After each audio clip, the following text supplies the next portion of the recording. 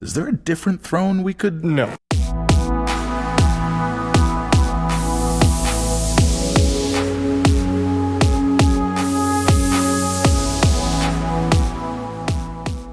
All right.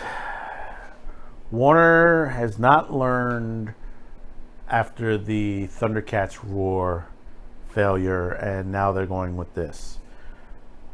But before we start, don't forget to hit that like, subscribe, share this video, hit that notification bell, switch it to all, and you'll get all of our notifications here on Cuticast TV and all of our shows throughout BitChute, Odyssey, and YouTube. So we remember back a bit that basically they had a series on Cartoon Network of the Thundercats reboot, which we hate that reboot, which the animation was totally horrible. And the fans were in an uproar to the situation. Well, you think they would have finished with that and not touched that type of animation or style ever again. Well, we knew before when we reported the first pictures look. Now we have a video scene from the trailer for the new Aquaman King of Atlantis, which basically is supposed to be part of the movie that's coming out, which this Aquaman looks nothing like the Aquaman in the movies. And this is just, it's really horrible. We're just going to read a little bit into bounding into comics on this. HBO Max released its first trailer for the upcoming animated event, Aquaman King of Atlantis, and it looks atrocious. It does. Besides from the hideous art style, the trailer turns Aquaman into a complete buffoon and utter joke, which, of course, they did the same thing in the Thundercats Roar. No more Aquaman is the man whose head is heavy because he wears a crown. In this trailer, he can't even sit on a throne without falling over himself. It is a complete mockery of the character. When this three-part animated event was announced back in 2020, Sarah Aubrey, the head of original content at HBO Max, was lauding and saying, "On the heels of Warner Brothers Pictures' box office smash hit, we are certain Aquaman King of Atlantis will be an exciting addition to our already robust slate of kids and family programming." No, you've been failing a lot lately. This looks anything but exciting. It looks like it never should have been greenlit. This far cry from Warner Brothers animation classics like Batman the Animated Series, Justice League Unlimited, Superman the Animated Series, and Green Lantern the Animated Series, which were all fantastic series. And then, of course, there's a slew of movies that they've made. Not only Aubrey claimed it would be exciting, but they detailed the first part of three-part event will begin with Aquaman's first day on the job as King of Atlantis, and he's got a lot of catching up to do. They added, luckily he has his two royal advisors backing him up, Voko the Scholar and Mira, the water-controlling warrior princess, between dealing with the unscrupulous surface dwellers, elder evils from beyond time, and his own half-brother who wants to overthrow him. Aquaman is going to have to rise to the challenge and prove to his subjects and to himself that he's the right man for the Triton.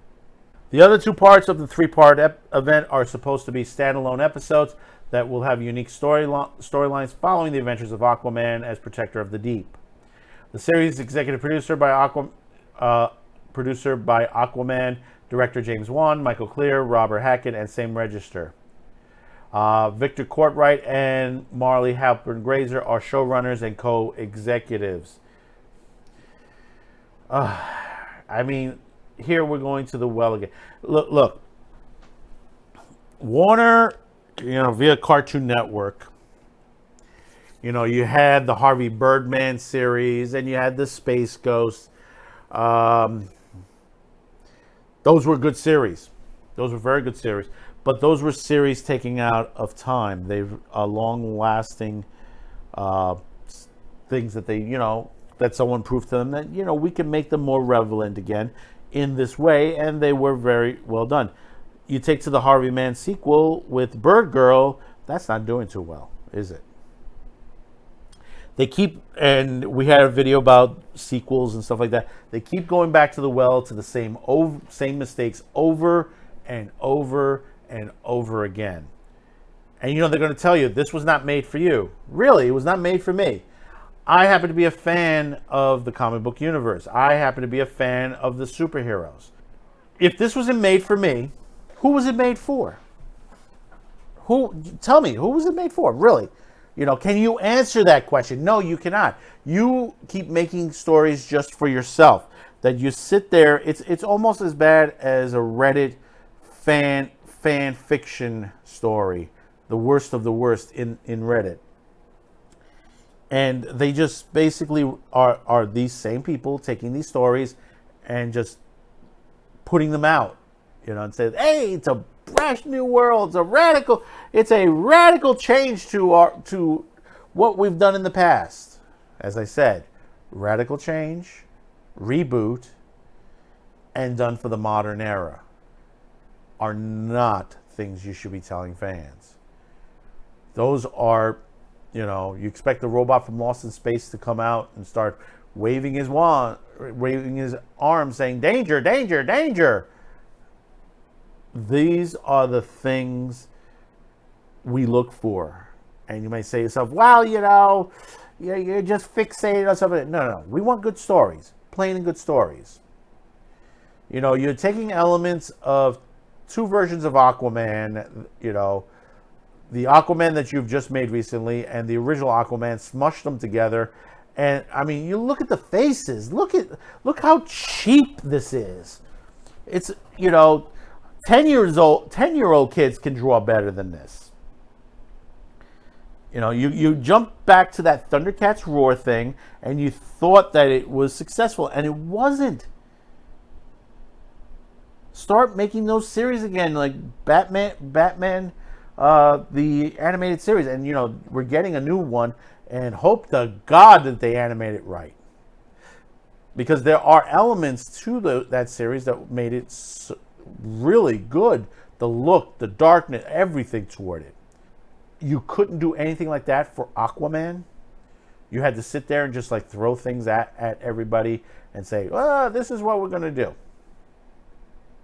This is why Cartoon Network, Nickelodeon, and the Disney Channel are failing. That they're dying. Those channels are dying. Anime is doing fantastic. Why? Because they're able to make good stories. The animation is very good. They can have some silly animation too. Like Way of the House Husband. Way of the House Husband is very good in itself. People criticize it, but they say, look at it from the perspective that this is done before. The way that this is not the first time that something like this has been done. It's different. The story itself, it's quick in and out. Very well done. But then there are many other animes that are also very well done and does very well. And you say, well, that's for a different audience. No. You don't know what anime is then. As Chuck Dixon said, anime has a story for everyone. You may not like this particular story, but there's another one in there. You like sports? There's sports. There's a camping. There's a whole manga based on camping. You have a cooking anime out there and manga. The whole premise is around cooking. Okay? You have pop idol animes out there and mangas. Okay? This is not only the horror and the hentais and all these things that you hear that the mainstream media throws at you and said, oh, child abuse and stuff like that. No, take a look at some of the stuff out there. Go out and check out Ikusan if you can find a copy of it, or if you look very carefully on YouTube. It's about a little monk. It's a real good story. Those are original stories. I saw Ikusan back in the late 70s on Nippon television. And it's still a really good story. And there are many other stories like that. Not all the stories that they make in anime are all violent. There are soap opera type animes, or Spice of Life and a couple of others that are on there. There are stuff geared for the LGBTQ community as well. There are stories of that nature. They're all variations. But meanwhile, on our end of the shores, on the Western shores, you've gotten a small group of people who are deciding what you should watch and how you should watch it, what stories you watch. They want to get rid of all of us. Because I know there are, people who watch this particular show some of them are under the age of 30. I'm 54 now. They want people like me gone. They want them gone. Anyone in my age group, they want gone. Because basically we do speak up for our shows, our movies, and stuff like that. See, the best part that's happening now, and they're not realizing it. They're not realizing it. If you go look online, they're younger people, like Real Reviews with Jerry, and the Mellowverse, and a couple of others that are in the younger category that are watching films that they've never seen before. Mellowverse has done, let's see, he just did both Godfathers. He's done a lot of the Westerns. He's done Blazing Saddles. He just did Team America recently. And these are movies he's never seen before. Once Upon a Time in the West, another one. This is a great one. And all these young people are watching it. And this is why we also have Saturday Pre-Flight, so we can bring you the classics back to you. Because there's some great films out there. There are great films that are least heard of that have been thrown in the back. One of our others, Saturday Pre-Flight episodes we coming out, we have a movie by William Friedkin that has been lost. Even though some people have talked about it, it's really been lost back into obscurity. And it is such a great film when it is such a great car chase. And it was made in the 80s with a great kicking ass soundtrack. A soundtrack that was made before the movie was ever shot. Think about that for a minute. A soundtrack that was made for a movie that technically the only thing is you knew what the movie was about, and you made the music and everything like that, and then it fitted into the movie perfectly like a puzzle. Now, there are some other movies like that has been done like that, but not to this caliber, not to this perfection. And like I said, there are others that are watching the films. They're watching stuff like Crow and Firefly and Serenity and Boys in the Hood and many different films and even animation. Many different animations. There are people who are taking on Dragon Ball for the first time. They're taking on the original Batman the Animated Series. They're taking on Superman the Animated Series. They're taking on a lot of other films. Lord of the Rings, the animated movie. And you hope that they maintain this.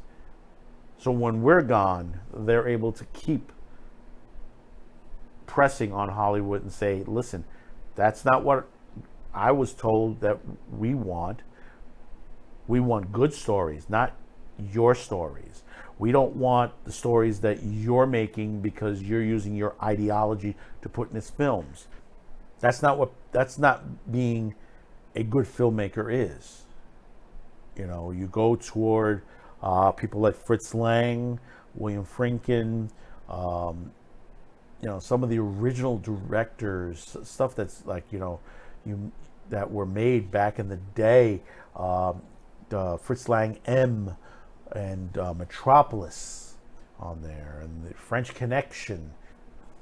Believe it or not, as good as movie it is, Galaxy of Terror by Roger Corman, and Frankenstein Unbound, and we can go on and on and on, and many different filmmakers. And like I said, this is what Saturday Pre-Flight is. For that reasoning, we must continue this. And to have something like Aquaman, King of Atlantis, the garbage they just put out like this, is a disappointment on here. At the point I no longer subscribe to HBO Max. I stopped subscribing to HBO Max. I'm planning to start subscribing to the Criterion channel. I've already dropped HBO Max. I've dropped Amazon Prime. I still have my Tubi because that's free. Netflix, I will keep on for a little bit longer. Who knows how much longer I'll keep that. I look at free.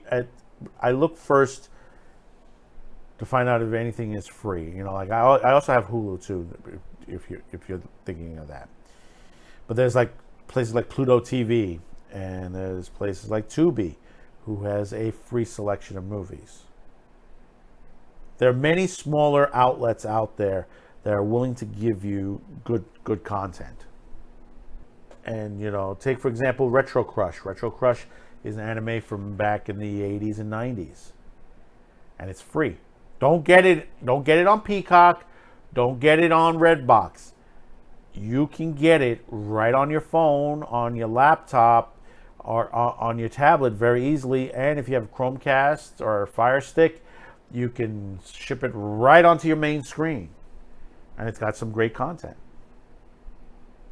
Go back and look at the classics. Go back and look at what previously was before. Don't give them the time of day on this new product. Don't let them succeed by you saying, well, it was okay on that. If you want to watch it, go right ahead. But I'll tell you, the best way for them to stop making this is not to watch. What's the saying from War Games? The only winning move is not to play. Remember that, because that's the games that they're playing. So you've reached this part of the video. Thank you for tuning in. Don't forget to hit that like, subscribe, share, and also hit that notification bell to all. Also, this Friday, Saturday pre-flight returns with its new season premiere, new look, and some great content coming to you. That's Saturday pre-flight, 10 p.m. Eastern, on your local social media platforms, BitChute, YouTube, and later on Odyssey. So thank you for tuning in, and we'll see you on the next one. Thanks a lot. Bye-bye now.